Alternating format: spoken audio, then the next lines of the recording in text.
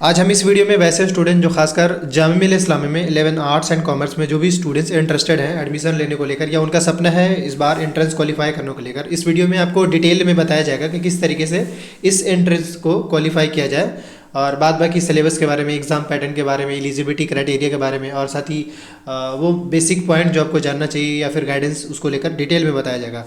सबसे पहले हम थोड़ा सा आर्ट्स के बारे में बताते हैं, देन हम कॉमर्स के बारे में बताएंगे। याद रखें, आर्ट्स का सिलेबस और कॉमर्स का सिलेबस में भी एक हो, लेकिन दोनों का पेपर अलग अलग होता है। जैसे कि अगर हम उससे पहले थोड़ा सीट्स को लेकर बात कर ले तो आर्ट्स में जो टोटल सीट्स है बॉयज़ का वो 30 सीट्स है जामिया सीनियर सेकेंडरी में। इस तरीके से 80 सीट जो है वो Syed Abid senior secondary school में है।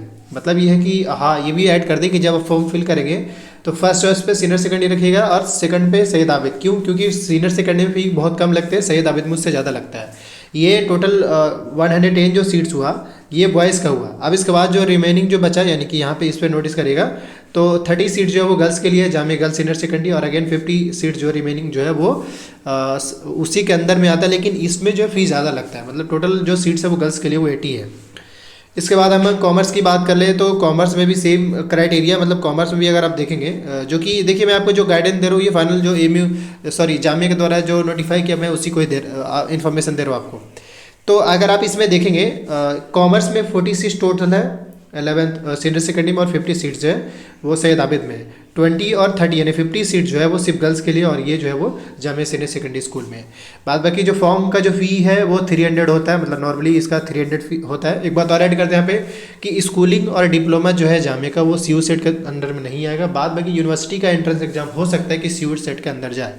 ये तो हुआ बेसिक स्ट्रक्चर के बारे में। इसके अलावा यहाँ पे रिजर्वेशन का भी क्राइटेरिया जो कि मैं आपको अभी दिखा देता हूँ ताकि आपको बहुत हद तक क्लियर हो जाए। जब आप फॉर्म फिल कर रहे होंगे उस टाइम आपसे क्राइटेरिया पूछता है कि भाई आप किस कैटेगरी से हैं। तो जो मुस्लिम है, मुस्लिम में शेख सैयद पठान मलिक ये सब जो है ये जामिया के अकॉर्डिंग मुस्लिम माइनॉरिटी कैटेगरी में आते हैं। तो अगर वो फॉर्म फिल करेंगे उस टाइम वो अपना मुस्लिम माइनॉरिटी कैटेगरी डालेंगे तो उनको 30% का फ़ायदा मिलेगा। मतलब 30% जो सीट्स है वो मुस्लिम स्टूडेंट्स के लिए है, 10% जो है मुस्लिम गर्ल्स के लिए और 10% मुस्लिम OBC ST कैंडिडेट के लिए है। बाद बाकी रिमेनिंग जो 50% जो बचा वो जनरल कैंडिडेट्स के लिए है, ये बाकी जो नॉन मुस्लिम स्टूडेंट्स उनको उन लोगों के लिए है। 5% जो रिजर्वेशन है वो है आपके जिनके अंदर डिसेबिलिटी जो उनके लिए। उसके अलावा और भी रिजर्वेशन है जैसे जम्मू कश्मीर के लिए स्टूडेंट्स के लिए, कश्मीरी माइग्रेंट के लिए। इसके अलावा जो स्पोर्ट्स में अच्छा उनको भी यहाँ पे रिजर्वेशन मिलता है, जिनके अंदर डिसेबिलिटी जो उनको भी यहाँ पे रिजर्वेशन मिलता है। NCC का अगर सर्टिफिकेट है तो उनको भी यहाँ पे फ़ायदा मिलता है, मतलब सिलेक्शन में।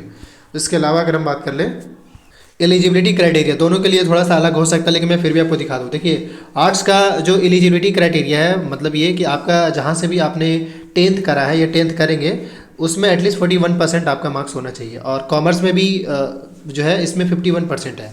तो ये समझने वाली बात है, मतलब 10% इससे ज़्यादा है। आर्ट्स में 41% है और कॉमर्स में 51%। ये इसका एलिजिबिलिटी क्राइटेरिया है। इसके बाद अगर हम बात कर लें यहाँ पे एग्ज़ाम पैटर्न को लेकर, ऑब्वियसली बच्चे कंफ्यूज जरूर होते हैं लेकिन इसमें आपको डिटेल में बताया जाएगा। देखिए 11 आर्ट्स में जो क्वेश्चन का जो पैटर्न होगा उसमें 25 मार्क्स के इंग्लिश पूछे जाएंगे और 15 मार्क्स के GK और सोशल साइंस से 60 मार्क्स के क्वेश्चन पूछे जाएंगे। अब इसका क्या होगा, जैसे आपका 100 MCQ पूछे जाएंगे और उसमें कोई निगेटिव मार्किंग नहीं होता है तो उस 100 में 25 MCQ इंग्लिश से होंगे, GK से 15 और 60 जो MCQ होते हैं वो सोशल साइंस से होंगे।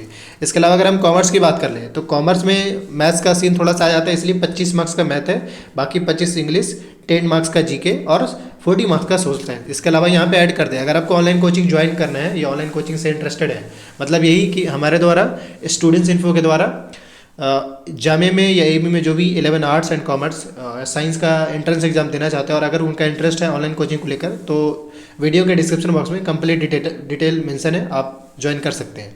अब हाँ आते हैं हम आगे अपडेट पे। अगला ये है कि अब आपको ऑब्वियसली लगेगा भाई ये चीज़ तो हम जान गए कि हाँ 25 मार्क्स का ये आएगा, 15 मार्क्स का ये, 60 मार्क्स का ये आएगा, लेकिन ये आएगा कहाँ से, सिलेबस कहाँ से देखेंगे। तो अब जो है मैं आपको सिलेबस दिखाने जा रहा हूँ, थोड़ा सा ध्यान से देखिएगा, ज़रा से भी पैनिक होने की ज़रूरत नहीं है। बाद में कि अगर आपको ये PDF चाहिए, वीडियो के डिस्क्रिप्शन बॉक्स में टेलीग्राम का लिंक है, वहाँ मैंने इस PDF को डाल दिया है, आप वहाँ से एक्सेस कर सकते हैं। इस बात को लेकर ज़रा सा भी कन्फ्यूज मत होइएगा कि ये जो सिलेबस है वो लास्ट ईयर का है, लेकिन जामिया का जो सिलेबस होता है स्कूल का वो लगभग हर साल के लिए सेम ही रहता है, ये कॉमन ही रहता है। क्वेश्चन के लेवल अप्स एंड डाउन्स होते रहते हैं बट ये कि सिलेबस कॉमन है। इसके अलावा हम सबसे पहले, क्योंकि मैंने आपको दिखाया कि आर्ट्स में भी 25 मार्क्स से पूछे जाएंगे और कॉमर्स में भी 25 मार्क्स से इंग्लिश पूछे जाएंगे, तो उसमें अगर आप देखेंगे यहाँ पे साफ लिखा हुआ है syllabus for science arts and commerce, यानी तीनों के लिए सिलेबस है। अब पढ़ना क्या है वो ज़्यादा जरूरी, मतलब आर्ट्स का यही सिलेबस है और साइंस कॉमर्स का भी यही सिलेबस है, खासकर इंग्लिश में। तो इंग्लिश में अगर देखेंगे तो काइंड्स ऑफ सेंटेंस आपको ढंग से पढ़ के जाना है, टेंस के बारे में, नरेशन के बारे में, question tag and unseen passage के बारे में अच्छे से पढ़ के जाना है। इसके अलावा आपसे आर्टिकल वगैरह पूछा जा सकता है, प्रीपोजिशन वगैरह पूछा जा सकता है। यहाँ पे मैं अपना एक गाइडेंस आपको दे दूँ कि आप लास्ट ईयर का क्वेश्चन पेपर उठा लीजिए 2-3 सालों का, उसको उससे समझने की कोशिश करिए कि पूछ क्या रहा है। ऑब्वियसली यहाँ पे आप दिख गया कि हाँ भाई ये पढ़ना है, लेकिन आपको क्वेश्चन पेपर के अकॉर्डिंगली भी चलना है कि पूछ क्या रहा है, क्योंकि क्वेश्चन में हर साल थोड़ा बहुत चेंज होता है, बट हर साल कुछ हद तक वो मेंटेन रहता है कि हाँ भाई इस टाइप का क्वेश्चन आ रहा है या पूछा जा रहा है। इसके अलावा अगर हम बात कर लें, क्योंकि वहाँ पे साइंस का तो टॉपिक था नहीं, मतलब आर्ट्स एंड कॉमर्स में, तो साइंस वाला को हम साइड करते हैं, साइंस वाले टॉपिक को। इसके अलावा अगर हम बात कर लें, अच्छी बात यह है कि जामिया में जो है वो आपको सिर्फ 10th पढ़ के एग्जाम देना हो चाहिए, मतलब ये कि 10th का आप ढंग से पढ़कर जाएंगे तो एंट्रेंस क्वालिफाई कर सकते हैं। ये ज़रूरी नहीं कि आप 9th की किताब भी पढ़ के जाएं। जैसे कि देखा, मैथ का जो सिलेबस है वो आपका यही है, जो आपने 10th में मैथ पढ़ा है वही आपका मैथ का सिलेबस है कॉमर्स स्टूडेंट्स के लिए। इसके बाद अगर हम बात कर लें, जैसे कि ये मैथ का सिलेबस आप देख सकते हैं।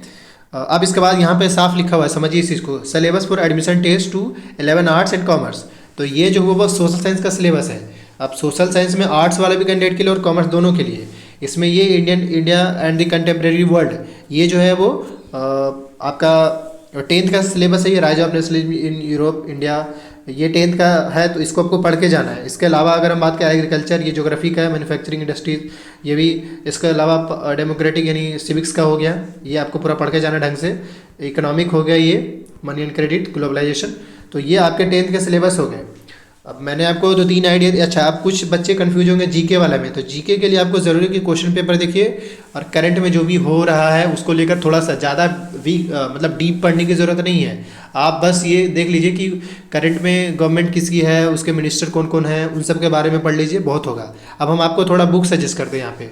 देखिए, एक तो मैंने आपको सिलेबस दिखा दिया, इसी को भी बार बार देख लीजिए, अच्छे से समझ लीजिए, बहुत ज़्यादा कन्फ्यूजिंग पार्ट नहीं है, बट अच्छे से समझ लेंगे तो आपके क्लियर हो जाएगा। लेकिन अब हम बात करते हैं कि आपको सोर्सेज क्या रखना है बुक का।